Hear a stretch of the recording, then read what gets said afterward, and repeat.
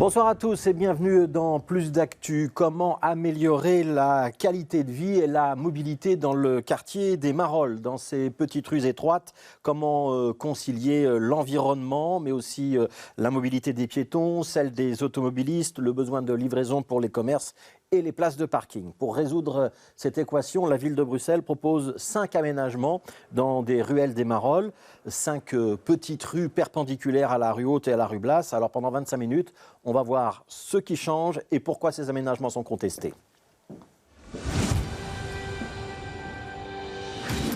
Voilà, et pour débattre, Bart Dunt, échevin de la mobilité, membre du Parti Groen, bonsoir.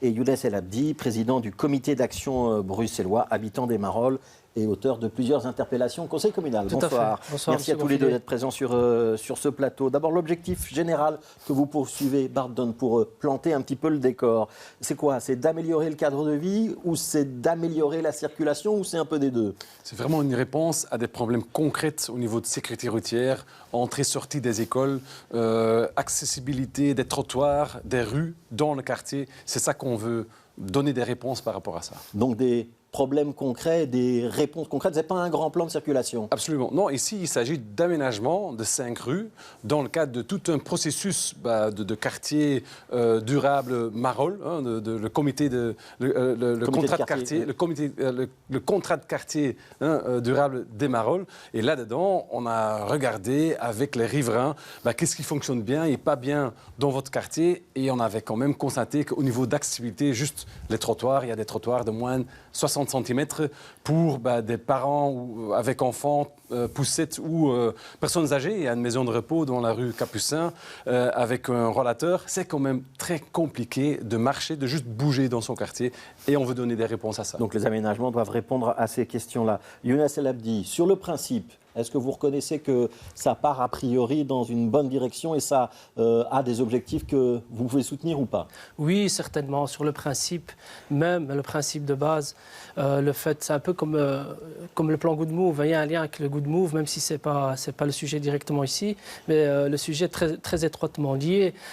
Si on veut améliorer la qualité de vie, ce que j'entends très bien que M. Dunt le dit, on s'est déjà rencontré une fois, c'est très important. Il faut vraiment que les citoyens, que tous les citoyens, que tous les habitants et les riverains du quartier soient concernés. Ça ne concerne pas uniquement donc, les personnes, on va dire, qui sont dans le home ou les enfants qui sortent de l'école. Ça concerne vraiment toute la population du quartier il faut se concerter effectivement avec tous les acteurs du quartier, notamment toutes les associations, dont notre association à nous, le comité d'action bruxellois, qui est une association qui représente plus de 49 commerçants et plusieurs centaines, voire des milliers d'habitants. Donc, vous n'avez pas le sentiment d'avoir été écouté? On parlera de la concertation à la fin, mais j'entends que vous avez un petit doute là-dessus. C'est clairement notre sentiment, oui, tout à fait. Juste pour bien préciser le débat, Younes El Abdi, vous êtes donc président d'un comité d'action local, vous habitez le quartier, vous avez fait des interpellations au conseil communal contre Good Move, et si on vous suit un petit peu, vous êtes quand même assez proche d'un certain nombre de personnalités MR. Vous intervenez avec des arrière-pensées politiques ou pas dans ce dossier? Non, pas du tout, pas du tout. Vous savez, il est clair que moi, j'ai aucune étiquette parce que ça fait plusieurs fois que vous m'avez déjà posé la question la dernière fois. Oui, c'est pour ça que je vous la repose. Voilà, si j'avais des accointances avec le MR ou quoi, non, pas du tout. Quand je regarde votre page Facebook, j'en trouve beaucoup d'accointances. En fait, ce qui se passe, c'est que c'est certains membres du MR, effectivement, qui sont venus vers nous dans le quartier parce qu'en fait, on s'est rendu compte que le MR et l'OpenVLD étaient le seul parti qui avait déposé un moratoire contre le plan Good Move. Donc on sent que vous n'êtes pas très favorable au plan Good Move. Voilà, donc c'est un combat qui nous lie, disons, on est parti de là. À partir du plan Good Move, c'est à ce moment-là qu'on s'est plus ou moins lié dans ce combat-là, par rapport au plan. Oui, je voudrais qu'on rentre un petit peu dans le détail. Et le meilleur moyen de rentrer dans le détail, c'est sans doute de voir une carte. On va la regarder ensemble, on va la commenter ensemble. Donc il y a 5 rues concernées. Spiegelstraat en français, c'est la rue du Miroir, la rue Saint-Guilain, la rue des Capucins, la rue des Faucons et la rue de l'Abricotier. Première chose qu'on va devoir dire, Bart Dunt, c'est que ce n'est pas la même solution pour les 5 rues. C'est-à-dire que sur les 5 rues, il y a 5 projets différents. Effectivement, oui. Et chaque fois, on regarde aussi les besoins clairs des riverains, des piétons, de tout le monde. Et donc, on a regardé, par exemple, pour la rue de Capucin, il y a une maison de repos et une crèche là-bas. Voilà, il faut Je pense, pour tout le monde, il faut faire en sorte que les parents peuvent facilement, et aussi les personnes de maison de repos peuvent facilement avoir accès à cette maison de repos, à cette rue-là. Ouais, on va prendre les 5 rues dans l'ordre, si vous voulez bien. Rue du Miroir, ça va devenir une rue piétonne. C'est-à-dire plus de voitures. Effectivement, oui. Donc là-bas, comme je disais tout au début, ici, il y a une sortie-entrée de l'école. Et là, on veut créer une sorte de... l'espace est limité dans le quartier de Marolles aussi. Et là-bas, on veut faire en sorte que, pas seulement les enfants qui vont à l'école, mais aussi les enfants du quartier ont là-bas de l'espace public de qualité, avec un peu de verre, des arbres. Il y aura de la verdurisation sur cette rue-là. Oui, dans les différentes rues. Chaque fois, je pense que ça, c'était vraiment une obligation. On a des canicules qu'on va devoir, gérer. Hein, et avec plus de verre dans la ville, le plan... de ma collègue Zubdagel, c'est de planter où on peut planter. Donc verduriser, ça c'est quelque chose qui est vraiment très important. Donc rue du Miroir devient une rue piétonne, là il n'y a plus de circulation. Rue Saint-Guilain, c'est une zone de rencontre, c'est-à-dire qu'il peut y avoir des piétons, des vélos et des voitures. Oui. Là-bas, on avait constaté qu'il y avait vraiment des trottoirs de moins de 60 cm. Ce n'était pas possible pour quelqu'un qui est un peu à mobilité réduite de passer. La rue n'était pas accessible du tout. Et donc là-bas, effectivement, il y aura encore des passages voitures possibles. Hein, mais on veut vraiment donner plus de place 20 km/h et priorité aux piétons et aux cyclistes qui ont le droit d'être sur la chaussée. Rue des Capucins, qu'est-ce qui va se passer? Capucins, là-bas, donc aussi un aménagement à plein pied, donc mettre tout à niveau. Ça veut dire qu'il n'y a plus de trottoir. Hein. C'est ça, effectivement. Et du coup, le trottoir n'est plus une barrière pour les personnes qui sont un peu à mobilité réduite. Dans le quartier, il y en a beaucoup. Il y en a beaucoup de personnes à mobilité réduite. Il y a beaucoup de personnes âgées. Et donc, du coup, on va ici en profiter pour rendre ces rues vraiment accessibles à tout le monde. Voilà. Et on termine par la rue des Faucons. Ça, ce sera aussi une rue piétonne. Avec même un petit parc, c'est ça? Oui, effectivement. Oui. Et donc là, ce sont toujours des projets de qualité où on veut donner de qualité de vie dans le quartier. Mais ici, on avait un problème très concret, c'est que les voitures, plutôt les voitures plus grandes, cassaient les balcons, les maisons dans le début de la rue. Et donc ici, on a dû trouver une solution pour éviter que les balcons étaient... endommagés par les voitures qui passaient. Effectivement. Et là, on a dû changer le sens de circulation. On inverse le sens Abricotier. Dans la rue Abricotier, là-bas aussi, vous devrez aller regarder la rue. C'est vraiment dans un très mauvais état. On va la refaire. Et donc, ce sera plus accessible pour tout le monde, mais aussi, bien sûr, les automobilistes. Oui, et on inverse le sens de rue, notamment pour permettre aux ambulances de l'hôpital de rejoindre et d'aller vers la petite ceinture. C'est ça. Younes El Abdi, vous entendez tout ça.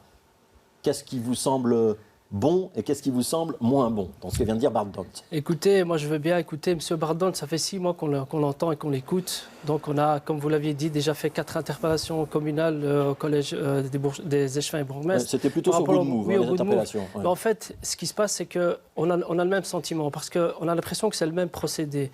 Le plan Good Move, il a été donc mis en place de manière non concertée. On l'a dit plusieurs fois. Et du coup, aujourd'hui, avec ces 5 rues dans les Marolles, en fait, on a l'impression, et on est même certains, on est convaincus, que M. Dont le dit lui-même maintenant, il dit qu'il est obligé de faire ça parce qu'il y a des trottoirs plus petits, etc.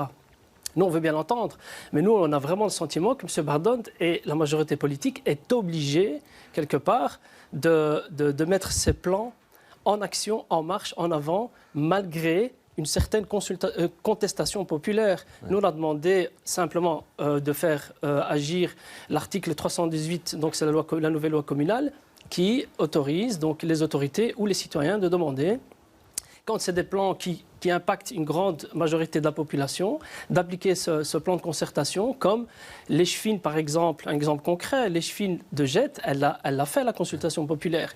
Elle a donc sondé toute la population de son quartier par rapport au plan Good Move. Et qu'est-ce qu'il en est ressorti 76% des citoyens étaient contre. Donc, on va y revenir sur la consultation et je donnerai la parole à Bart Dont pour qu'il puisse vous répondre. Je voudrais sur le fond du dossier, c'est-à-dire les rues qu'on transforme de plein pied, c'est-à-dire qu'on enlève les trottoirs qui sont trop petits et on fait toute une chaussée, les rues où on autorise une zone de rencontre ou qu'on transforme en zone complètement piétonne et verdurisée. Sur le fond, c'est une bonne idée ou c'est une mauvaise idée pour les Marolles? Sur le fond, c'est une bonne idée, pas que sur les Marolles. Je dirais même que c'est une bonne idée pour toute la ville de Bruxelles, pour toute la Belgique, pour la terre tout entière. Qui pourrait être contre le fait qu'on ait une meilleure vie, plus apaisée, etc., avec une meilleure qualité de vie, une meilleure circulation et une meilleure sécurité. Alors pourquoi est-ce qu'il y aurait des habitants qui seraient contre et pourquoi est-ce que vous dites qu'il n'y a pas eu assez de consultation si sur le fond ça vous semble une bonne idée? Voilà, je vais bien vous le dire. En fait, ce qui se passe, c'est que M. Bardon, ce qu'il oublie de dire, c'est que il ne consulte pas la population concernée. Donc nous, en tant qu'association, on a été interpellés par tous les habitants qui habitent dans tous ces quartiers, rue du Miroir, rue Saint-Guilain, etc., qui sont venus vers nous pour nous dire « mais nous, on ne nous a rien demandé, on n'a pas été concertés ». Comment ça se fait? Alors, j'avais prévu d'en parler à la fin, mais on va y venir tout de suite puisque ça a l'air d'être le point central. Il y a une enquête publique, elle a été terminée le 16 mars, donc c'est tout récent. J'ai vu qu'il y avait eu des séances de porte-à-porte, des réunions de concertation. Est-ce que vous avez suffisamment consulté pour répondre à Younes El Abdi Bardant? Je pense qu'ici, on a vraiment fait un trajet de qualité pour avoir un retour de toutes les personnes, riverains, mais aussi visiteurs, tout le monde concerné. On a organisé une journée pour vraiment avoir toute la journée le temps de discuter qu'est-ce qui se passe bien, qu'est-ce qui se passe, qu'est-ce qu'on doit améliorer dans votre quartier. Il y a des gens, donc aussi on a fait des réunions le soir, plusieurs projets, vraiment on a touché, on a comment dire, pu créer ce projet avec 150 personnes qui se sont mobilisées la journée, le week-end, le soir, pour discuter sur le fond du projet. Et donc ça, c'est vraiment un trajet de qualité qu'on a pu mettre en œuvre. Est-ce que ça veut dire que dans la décision de mettre une rue piétonne ou pas piétonne, par exemple en zone de rencontre, vous avez écouté les avis des habitants? C'est même, la proposition est venue de ces riverains. Et donc ici, ce n'est pas un projet de mobilité, ici c'est un projet de qualité de vie. Et la mobilité est un moyen pour y arriver. Si on voit que dans une certaine rue, il y a beaucoup de visiteurs, beaucoup d'enfants, alors bon, il y a une option qu'on a, c'est de piétoniser, pas pour piétoniser, mais pour rendre cette rue sûre, pour justement les enfants, de donner plus de place à eux. Donc c'est jamais... La mobilité, c'est juste un outil. Oui, pour d'ailleurs, ça ne vient cadre... pas de votre échevina au départ, le projet. Effectivement, ça vient de oui. Anne Persson, c'est qu'elle a une de l'urbanisme. Oui, effectivement, c'est Anne Persson avec mon collègue Arnaud Pinkstern qui ont élaboré tout ce projet. Oui. Et donc ici, bien sûr, j'ai été concerné parce qu'il y a un impact sur la mobilité. Oui. Donc du coup, on a eu beaucoup d'échanges par rapport à ça. Mais ici, le trajet avec 150 personnes, des riverains ou des parents de quartier, un peu, vraiment tous les différents, comment dire, gens impliqués, ont pu s'exprimer. Oui. On a mais pu 150 construire personnes, quelque chose de qualité. Oui, 150 personnes, est-ce que ça suffit? Parce qu'on l'a vu dans les autres débats sur Good Move à Cureghem ou ailleurs, il y a une partie des populations qui s'expriment, il y en a une autre qui est silencieuse et qui est plutôt sceptique. Ce qu'on constate ici, c'est que M. El Abdi ne peut pas vraiment dire quelque chose contre le projet. Ici, il dit, oui, on avait dû consulter plus de personnes. Bon, on peut toujours améliorer le processus, essayer de toucher plus de personnes. Mais si on regarde ce que nous, on a fait comme ville pour sortir ces gens de leur maison, on a même fait des porte-à-porte aussi, pour s'inscrire dans un trajet, on a vraiment fait le maximum. Ouais. Younes El Abdi, est-ce qu'ils ont fait le maximum? Est-ce que vous avez été consulté, par exemple? Mais non, pas du tout. C'est pour ça qu'on est tout à fait opposé avec M. Bardant sur ce projet. Est-ce que c'est une opposition sur la méthode, voire une opposition de principe politique, ou est-ce que c'est vraiment une opposition sur le projet? Vous nous dites que finalement le projet, il a des bons côtés. C'est vraiment une opposition démocratique. La population, ce qu'elle demande, elle demande simplement la démocratie. J'entends bien quand M. Bardant il dit bon, on a consulté 150 personnes, mais nous, on veut bien voir. On n'a pas. Donc, on a construit le projet avec ces 150 personnes. Il y a beaucoup plus de gens qui sont exprimés lors de plusieurs démarches. Oui, mais là, le problème on a aussi un projet politique clair. Cette majorité a une vision de ville claire. On veut donner plus de qualité de vie. En fait, ce que vous voulez imposer votre plan, vos aménagements, le plan Good Move. Monsieur Grandfilet vous l'a rappelé, tous ces plans ont été imaginés avant. Donc ça vient de Hans Persson, déjà avant vous. C'est comme pour le projet du métro 3, avec la future destruction du Palais du Midi. C'était M. Pascal Smet qui était derrière tout ça, parce que c'est bien lui le père fondateur du Good Move. Move. On parle de la qualité de vie des Maroliens. Vous, en fait, c'est vous très récoltez... important. Excusez-moi, monsieur Don, vous essayez d'appliquer un plan que vous n'avez pas, vous imaginez, à l'origine, à la base. Vous essayez aujourd'hui de l'imposer à la population de manière non démocratique, parce que vous dites, vous avez consulté 150 personnes. Comment se fait-il que nous, on vous a introduit donc une pétition de plus de 600 personnes. 600 personnes, monsieur Grosfilet, du quartier, hein, 600 personnes. Hein. Vous imaginez 600 personnes. Qu'est-ce que vous avez fait? Vous avez balayé d'un revers de la main. On vous l'a envoyé à vous et à toute la majorité politique. Personne, mais vraiment personne, n'a pris en considération ces 600 on les a même rencontrés. Donc moi, je rencontre toutes les personnes qui ont des questions, même aussi des critiques par rapport à nos projets. Et on a pu améliorer pas mal de projets à cause de ça, d'avoir cette ouverture. Monsieur Bardon continue depuis 6 mois à... Laissez-moi il entend, mais il écoute, mais il n'entend pas. Donc ici, je pense que c'est très important pour les gens qui regardent l'émission. Non, mais à un moment donné, qu'est-ce qu'on veut avec cette ville? Est-ce qu'on veut améliorer la qualité de vie, la sécurité routière, la qualité de l'air? Moi, je suis très inquiet par rapport au fait qu'il y a quelques années, il y avait une émission qui montrait qu'on a trouvé des métaux lourds dans le pipi de nos enfants. Beaucoup de parents étaient vraiment choqués par rapport à ça. Et encore, et nous, cette majorité-ci, on se bat pour avoir une meilleure santé. On parle de 600 personnes qui sont contre son projet. Monsieur Bardon nous parle de pipi. Je suis désolé, monsieur, il faut élever un peu le débat. Sur la pollution. Moi, je voudrais quand même avoir une réponse précise, Younes El Abdi. Dans le plan, est-ce qu'il y a des choses qui vous semblent ne pas aller dans le bon sens? Et est-ce que, finalement, réduire la pression automobile dans les Marolles, c'est ou pas une bonne idée pour vous? Concrètement, réduire la pression automobile, surtout Bruxelles, est une bonne idée. Elle n'est pas mauvaise en soi. Il n'y a personne qui peut être contre, ça c'est sûr. Mais c'est de la manière comment on veut appliquer ces projets et ces plans. On veut les appliquer d'une manière, je le dis encore une fois, non démocratique, sans consulter la population. Est-ce que ça va vraiment compliquer la vie et changer la vie des Maroliens, Tout à fait. Ceux qui habitent dans les quartiers? Tout à fait. Est-ce que vous pouvez donner des exemples? Par exemple, la rue Saint-Guilain, j'y viens, hein. Il y a une maman qui est PMR. C'est une maman isolée, d'accord? Et cette maman-là, les seules visites qu'elle reçoit, c'est de ses enfants. Vous voyez? Donc si on rend... Et ces enfants-là sont obligés de venir avec leur voiture, donc avec leur automobile, pour venir chercher leur maman pour justement se rendre dans les hôpitaux adéquats. Et c'est très difficile de se rendre dans les hôpitaux aujourd'hui à cause de ce plan Good Move qui ralentit encore cette circulation, qui renvoie toute cette soi-disant fluidité vers la petite ceinture. C'est une problématique qu'on a déjà résolue. Pas du tout. Alors, Comment est-ce que vous allez faire si vous fermez la rue Saint-Guilain? Pour les gens, personnes à mobilité réduite, on a même donné des autorisations pour passer les filtres de circulation.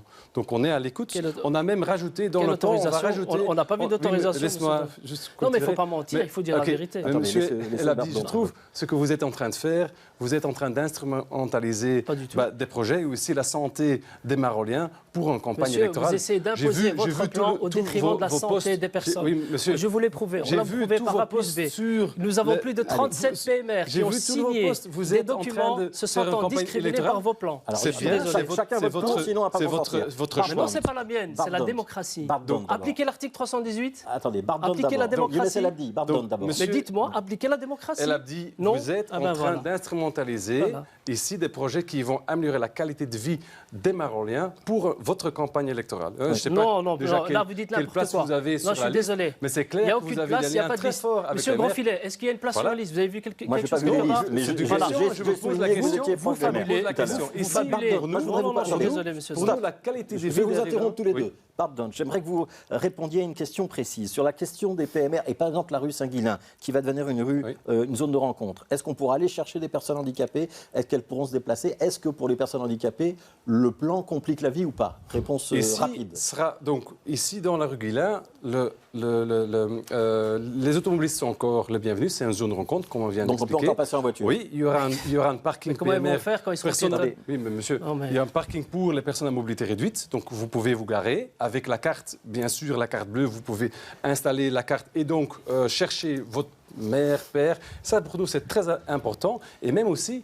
La pression automobile dans la rue sera diminuée et du coup vous allez pouvoir aller chercher votre mère, père plus facilement parce que tout sera en plein pied. Donc on a déjà travaillé sur les parkings pour les personnes de mobilité réduite. Avec ce projet, on va en rajouter. Alors, Younes El Abdi, réponse là-dessus. Est-ce que sur les PMR, est-ce que ce n'est pas un faux débat? Et je repose ma question, est-ce qu'il y a vraiment des choses dans le plan qui vont compliquer la vie des Maroliens? Tout à fait, tout à fait. En fait, on l'a déjà prouvé à plusieurs reprises lors de nos interpellations avec des articles de loi et avec même des attestations de gens qui sont PMR et qui sont discriminés. Je vous sors un exemple concret. J'ai mon voisin qui est dans le quartier. Hein. Lui, il a eu un AVC, donc il ne s'est plus se déplacer. Il a besoin de places PMR. Aujourd'hui, M. Don, qu'est-ce qu'il fait? Il supprime des places PMR en disant... C'est vrai, vous le savez très bien. Il supprime des places PMR. Pourquoi? Pour soi-disant fluidifier le quartier, pour qu'il y ait moins de circulation, etc. Mais Monsieur Bardon, est-ce que vous allez un jour l'entendre? Nous avons des parents sur les places PMR. Il y avait un chantier dans la rue de Miroir. Oui. Et du coup, à cause du chantier, on a dû déplacer les places PMR. Ici, dans le projet, j'espère que vous avez regardé le projet, on va rajouter un place PMR. Mais de quel droit, Monsieur Don? Déplacez-vous des places PMR. Ces PMR sont protégés par tous les articles de loi, que ce soit des lois constitutionnelles ou fondamentale. La loi de l'article 22 de la Constitution. Je vous pose une autre question. La loi, on a parlé des PMR. Je voudrais, malgré tout, Bardon, est-ce que vous reconnaissez que, pas que pour les PMR, mais il y aura quand même, à l'avenir, moins de places de parking dans les Marolles? Ici, en Varie, oui. Hors Varie, non. Parce qu'on vient de construire déjà maintenant, rue de Prévoyance, il y a un parking de 30 places qu'on a créé avec Bipark, où on donne vraiment des alternatives hors Varie. C'est la politique de la ville. On veut que les enfants, les personnes, tout le monde puisse se balader, puissent vivre dans des rues sûres, avec de la place et qui sont accessibles. Et donc ces parkings souterrains ou dans les immeubles qui seront accessibles pour les habitants? Ah bien sûr. Il y aura un tarif préférentiel? Et ici, il y a un tarif normal. De temps en temps, on regarde aussi pour avoir des tarifs préférentiels. Il y a encore un parking qui va s'ouvrir dans la rue Les Brigitines, parking de 30 places. Là-bas, on peut peut-être regarder s'il y aura des tarifs spécifiques à organiser. Younes El Abdi, qu'est-ce que vous demandez aujourd'hui, très concrètement, à Bardon et à la majorité communale? Ce projet, il n'est pas pour tout de suite. On est à l'enquête publique, donc il va y avoir encore quelques mois avant qu'il aboutisse. Vous demandez quoi? Effectivement, aujourd'hui, on a une opposition de plus de 600 personnes qu'on a donc émis aux autorités politiques. Monsieur Bardon le sait très bien, mais je ne sais pas pourquoi il veut de nouveau répondez à ma question. Qu'est-ce que vous lui demandez? On demande simplement une consultation populaire. Consulter la population en toute transparence, en toute démocratie, s'il vous plaît. Parce que si vous continuez sur ce rythme-là, à force d'imposer vos plans, que ce soit le plan des contrats de quartier durable ou des plans Good Move, vous allez vous récolter une gronde. Il y a une révolte populaire. Et nous, pour empêcher cette révolte populaire, nous, en tant que comité d'action bruxellois et moi en tant que président, je représente tous ces commerçants qui sont aussi discriminés par tous ces plans. Tout ce qu'on demande pour contrer cette révolte populaire, on demande la consultation populaire. Alors, et pour reposer la question de Bardon, et vous lui donnez l'occasion de répondre, est-ce que vous avez un agenda caché? Est-ce que vous roulez pour le mouvement réformateur ou l'Open VLD, Younes El Abdi? Est-ce qu'on vous verra sur les listes aux prochaines communales? Non, pas du tout. Non. À cette heure-ci. À cette heure-ci, c'est non. Mais bien sûr. Tout est important dans la réponse. À cette heure-ci est aussi important que le non. Exactement, voilà, vous avez compris. Alors, Bardon, on a dit ça va prendre plusieurs mois. Donc c'est l'enquête publique. Oui. Est-ce que s'il y a des remarques négatives dans l'enquête publique, est-ce que s'il y a effectivement de nouvelles pétitions qui arrivent, vous êtes prêt à revoir le plan? Est-ce qu'il y a encore des choses que vous pouvez modifier? Oui. Clairement, oui. C'est aussi le trajectoire est prévu par la loi. On a beaucoup entendu des gros mots comme pas démocratique, mais ce qu'on prévoit, tout ce qu'on a fait avant, c'était pas, comment dire, nécessaire si on prend les lettres de la loi. Toute la phase de consultation, participation. Plus consulté que on a fait beaucoup plus, oui. Et maintenant, on est dans la phase légale. Et là-dedans, effectivement, il y a la commission, l'enquête publique en cours, la commission qui va se rassembler. Et on va devoir répondre aux remarques qu'on a reçues. Alors, on va en rester là. Je sens que vous êtes intarissables l'un et l'autre. Younes El Abdi pour le comité d'action bruxellois et Bardon, échevin de la mobilité. Merci à tous les deux. Il y a encore des choses qu'on pouvait dire. 26 arbres, je pense, qui sont prévus sur ce projet, mais dont vous avez compris qu'il n'est pas pour tout de suite. Ce sera pour dans plusieurs mois. Demain, on parlera de mobilité à XL. On aura sur ce plateau Christos Zoulkiridis, le bourgmestre, et Gauthier Calom pour l'opposition. Et puis demain matin, dans Bonjour Bruxelles, on parlera de trottinette, du procès des attentats du 22 mars et aussi de Donald Trump. Merci de continuer à bien vous informer et à demain.